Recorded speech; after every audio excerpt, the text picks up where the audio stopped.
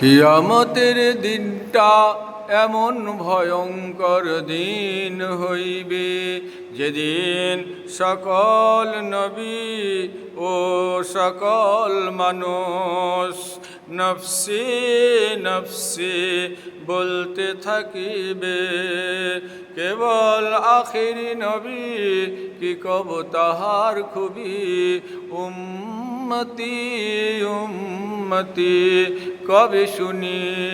ওয়াকুলু রাসূলুনা মুহাম্মাদুন সাল্লাল্লাহু আলাইহি ওয়াসাল্লাম ইয়াউমাল কিয়ামাতি ইয়া রাব্বি উম্মতি